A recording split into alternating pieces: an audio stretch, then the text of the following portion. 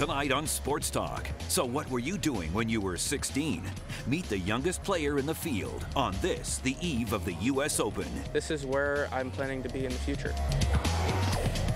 It was one of golf's most amazing feats. Even though he didn't win, a special guest helps rekindle the memories. And one-on-one with a living legend. I'm thrilled. I'm really thrilled. Sports Talk with Alex Parker starts now.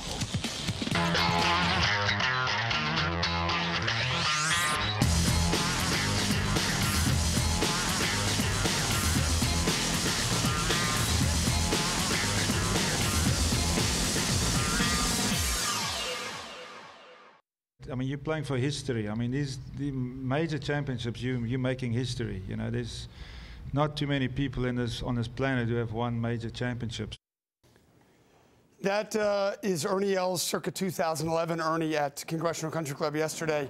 This is Ernie 14 years ago today. 1997 Congressional Country Club. Ernie Els won the second of 2 U.S. Opens. Ernie is not a favorite this time around by any stretch. One of the bigger names for sure. Still a rock star. And tomorrow he will tee off in the U.S. Open at Congressional. Hey, everybody. Welcome to Sports Talk. I am Alex Parker, one half of the former duo known as Parker and Parker. Thanks so much for being here. For every Ernie Els, for every Tiger Woods, for every Phil Mickelson, for every Adam Scott, there's hundreds, if not thousands, of guys and girls that want to be them. They want to make a living playing golf and hitting shots to do this and do that and bounce and stop and make a lot of money and have a lot of fun. Everybody wants this thing. A few people get a chance. Today at a Congressional, I caught up with this guy, the youngest player in the field. His name is Beau Hossler. He is, get this, 16 years old. I talked to his dad, right? Friday, he finishes the 10th grade. So there he was today on the putting green. His dad was checking him out. His mom was there. So I wanted to figure out what's the deal with this guy. 16 years old, Orange County, California. He's 16 going on about 40. He acts like he's been there, done that. What a riot for this guy. He'll tee off the last one out tomorrow. I talked to him, talked to his mom, Amy, talked to his dad, Beau Sr. Take a listen. And what would you be doing if you were like a regular kid? If I was my buddies, I don't know, just chilling, going to the beach or whatever, hanging out with friends, searching for chicks. And he said, probably checking out chicks, going to the beach. Is that what he said? That's what he said. Checking out chicks and going to the beach? What is this like for you and your son? It's unbelievable. I mean, we went out there for experience, or he went out there for experience, and next thing you know, we're at this great course playing this event. It's a little surreal. I've probably gotten about 200 texts and emails the last few days. I'm just so happy for him. I can't even put it into words. I get the impression you feel like you belong here. You don't look starstruck or nervous. No. Is that true? Oh, absolutely. I feel like I belong here. I mean, this is where I'm planning to be in the future, and it's great to see a glimpse of it at this age. He appears to be like rock solid, not nervous, like I belong here. You, on the other hand, might be a nervous wreck. I am. I'm nervous. My stomach's had butterflies for the last 3 days, and worse before that. When he was qualifying, I was just a complete wreck. What are your realistic goals for this weekend? You know, I'm not going to put any goals or limits out there for me. I mean, obviously to make the cut would be incredible, but I'm going out there just trying to hit fairways. I know if I hit fairways, I have a really good chance at competing in the tournament. So. What a thrill for Beau Hossler. Beau and family, thank you for taking the time. Good luck, Beau. He is like literally the last golfer on the tee sheet. He goes off at 2:52 p.m. tomorrow. If this guy makes the cut at 16, that would really be something. Up next, I am so psyched. I've been a fan of Jim Huber for about, I don't want to date Jim Huber, but at least 25 years. Up next, a memorable run by one of the most popular players on tour. Jim Huber joins us to talk about this ridiculous golf moment. Everything was perfect about this except for the darn ending. But the story is so good. Jim has written a book about it. We'll talk to Jim about Tom Watson and this year's U.S. Open at Congressional when we come back.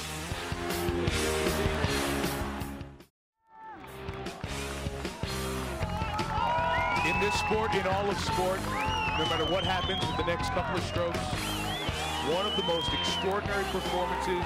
9 and 10, even though they didn't go in. It's not every sports show where you get Pat Benatar's Heartbreaker and Tom Watson at the British Open all in one fell swoop. This was 2 years ago at the British, the Open Championship, as they call it. This was one of those wonderful sports moments that had everything except for the very end.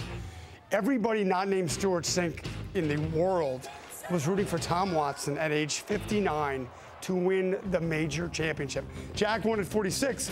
This would have been 13 years beyond that. Unfortunately, it didn't end the way we all wanted it to end. It was such a compelling story that Jim Huber, who is an award-winning Jim Huber, I'm going to call you a sage. You're a sage of sports. Writer doesn't do it justice. Columnist doesn't do it justice.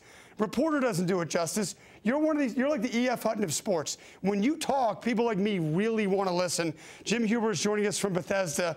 Jim Huber, thanks for being on the show. You're a kind guy. Thank you very much.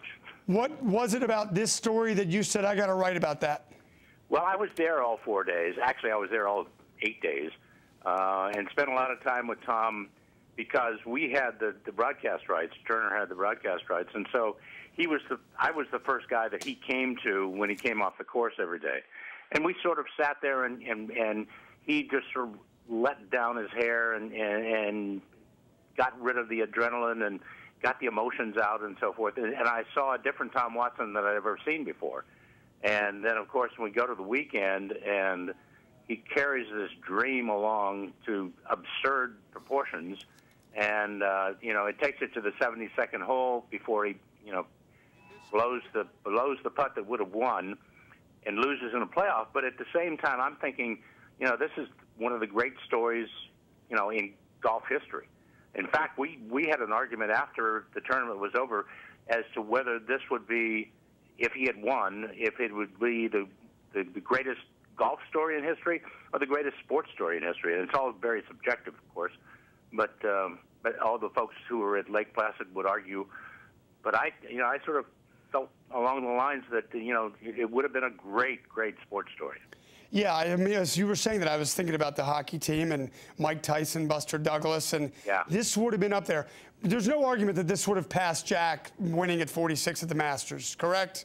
Yeah, absolutely, by 13 years. When he missed that putt and the entire golf world and sports world went, oh. I remember going out the next day and getting sort of locals' reaction. People that obviously follow the game on a cursory level, they were crushed. I mean, there was a feeling, this town on Mondays when the Redskins lose, there's a certain feeling. That's how everybody felt when he didn't win.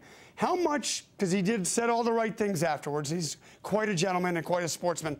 How much do you think this eats away at him that he missed that putt? Alex, it hurt him a lot in the beginning, and I had the chance to sit with him and talk about it at that point. But it was still so close to the moment that we really didn't have a good chance to get a finite feeling for it. But then I spent some time with him about 4 or 5 months later, and we went back over it again. And the reaction by Tom at that point was just, kind of remarkable that he got to feel the whole sense of the world, watching and pushing for him and pulling for him, and he had no idea at that point how huge this thing was, and it was. Jack said in the beginning, you'll only feel like you just lost a tournament. You don't have a sense of winning or losing.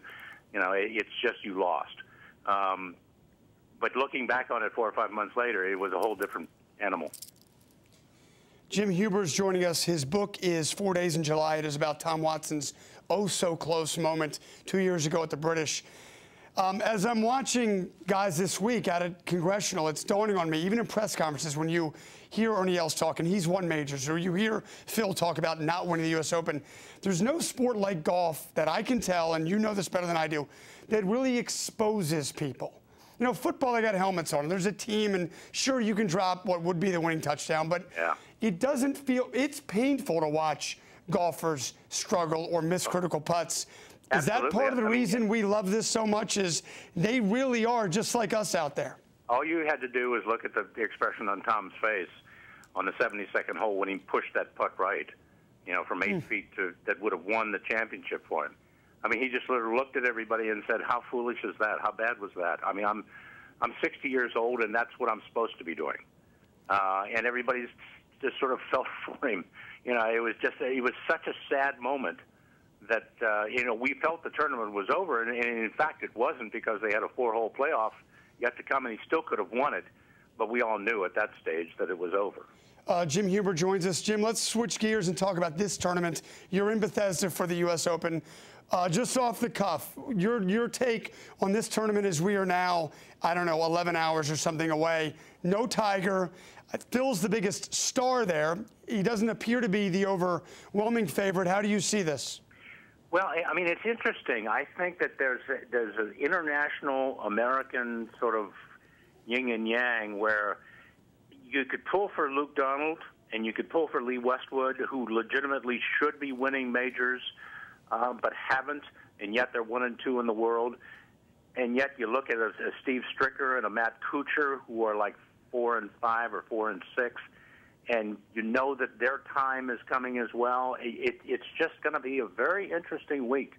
And it's like you said, it exposes all these guys, you know, right in front of the whole world. I think I'm pulling for Luke Donald, to be honest with you. I think it's been a long time, minus Tiger, that a #1 player has won a major. You know, and I think we go back into the 80s, I think, since that happened, you know, aside from Tiger. So I think that he knows that he's the #1 player in the world.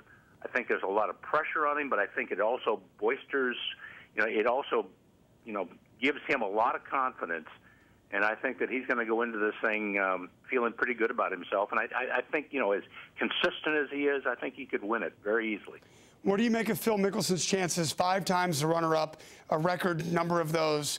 He's had horrific collapses, not the Tom Watson missed putt, but he's had his moments in this championship.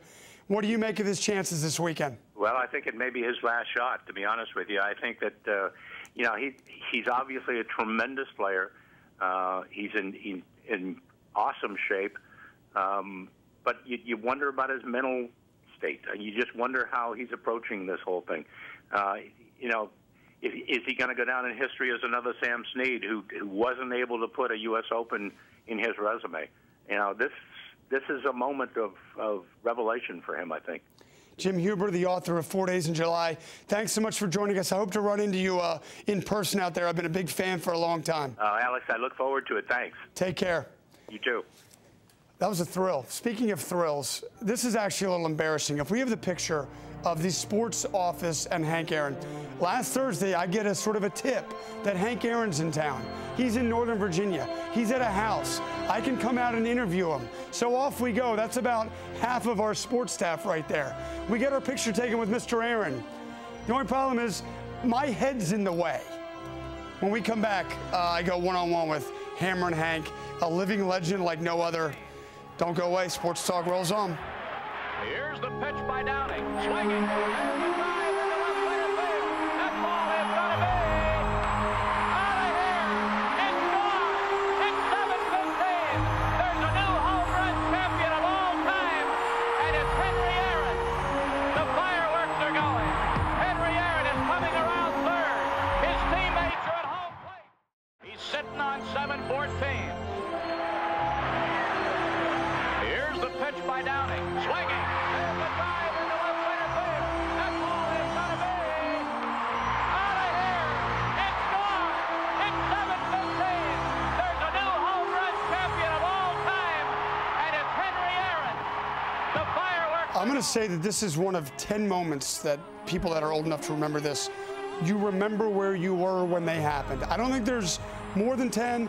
I think there's 10 max. That's one of them. I was a little boy back in '74, but I remember sitting on my mom's couch when Hank Aaron hit that historic home run. Welcome back to Sports Talk. I'm Alex Parker. Last Thursday, as I said before the break, we get sort of a tip that Hank Aaron is in the area. We scramble out to Northern Virginia to a house where he was. He was going to be honored that night with an award in the name of Dr. Martin Luther King.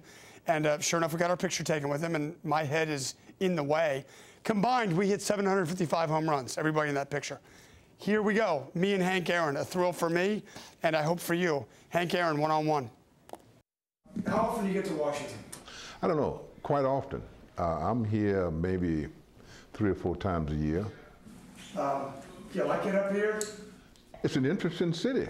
You know, I've always said that I don't need to go overseas in order to bring my grandkids here, go have my grandkids to know what life is all about. You know, you can come right to Washington and find out a lot of things. It's history right here. Did you ever play? Did you play in Washington or RFK? Only an exhibition. Only an exhibition game. And I played one All-Star game, I believe. I came here, and I don't know what year, but I was here, and I think it rained us out about 3 days. So actually, we just stayed in the hotel, didn't do anything. So you're going to be honored tonight. Right. With an award named after Martin Luther King. Right. What does that mean to you? Oh, I'm thrilled.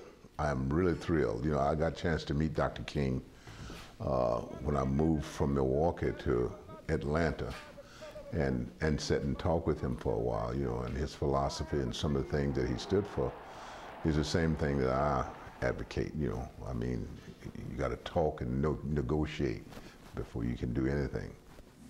When you were playing there, you got a lot of stuff. That's the probably. There are worse words than stuff. You got a lot of stuff. Right. How did you maintain your cool and that attitude you just said? Well, you know, you're absolutely right. You know, I got thousands and thousands of pieces of mail, you know, hate mail. But, you know, I felt like 99% of them was just crank calls. You know, people were just writing letters just to be writing simply because my name was always in the headlines, you know, talking about home runs. I kind of dealt with it that, hey, you know, I had a game to play. God had given me the talent to play this game of baseball, and I wasn't going to let one person, 10 persons, or maybe 1,000, 1,000,000 people take that away from me. I remember being a little boy on my mom's couch when you hit the home run to set the record in Atlanta. Right. We could see you run around the bases. How often does that moment come back to you? Only when they bring it back, you know, really. I guess I've seen it maybe 100, 200 times since I hit the home run. I really don't dwell on it that much, you know. And the reason for it, I guess, is because that moment, not the moment rather, but that era, and that I would say 2 or 3 weeks or two or 3 years was probably the saddest part of my baseball career. You know, I wasn't able to stay with my teammates. I had to stay in a separate hotel. My kids, I had a daughter that was in college at Fisk University. She was not allowed to go off campus. So actually it was not a real glorious moment for me. You know, I kind of felt sad about it. So I don't rehash or talk about it that much, you know. Why did you have to stay now with your teammates? Well, because I was getting so many letters, death threats, and things like that, you know, simply because I was playing a game of baseball. So, you know, and they was trying to, the team was staying at one hotel, they would put me in another hotel, just, you know, for no reason, you know. The money is so insane today. Can there be another Hank Aaron? I mean, back then, yourself and other players, they were playing, it's not that these guys don't love the game, but the money does, it changes. It would change me, it would change everybody in this room. Can there be, in the current sports landscape, can there be Hank Aaron's again, given the money and the business of it? I think that in all fairness to the athletes today, regardless to whether they're playing baseball, football, basketball, if the money is there, take it. You know, I think the blame that I hold is the athletes themselves. You know, I mean, I think that in spite of all the money that they're making, I think they have to understand that their obligation is to the community, to kids who's growing up now, and to fans. So that's what I blame them on. You know, some people ask me, said, Hank, would you have taken the money if they've given it to you? Yes, I sure would have. I would have taken every nickel of it. But by the same token, I didn't take it. So I had other obligations, but I don't blame the athletes. You know, I just blame the athletes themselves, not the system, but the athlete. 2 more questions, because I know you're busy. I think most people think of you as still the home run king, given what Barry Bonds, what that situation is. Do you see yourself as the guy, the home run king, and does it really matter to you? It really doesn't matter to me. You know, I hit 755 home runs, and Barry Bonds hit more home runs than I hit. and he is declared the home run king. And in spite of what people may say, you know, about him or whatever, you know, I still have to say one thing about Barry Bonds, and I've said this all along. I have never seen, in baseball, I've never seen one guy change the dynamics of a game like he could do that in his last 5 or 6 years of his career. Have you guys ever spoken about this? Oh, I've talked to Barry before. You know, I knew his father. I knew Barry very well. But, you know, I've talked to him. In fact, I did a commercial with him. So he you know, I mean, in all fairness, to me, hey, you know, my career's over with. I will never hit another home run on this. I may hit one somewhere else, but 755 is what I'm going to eventually get cemented in, and that's it.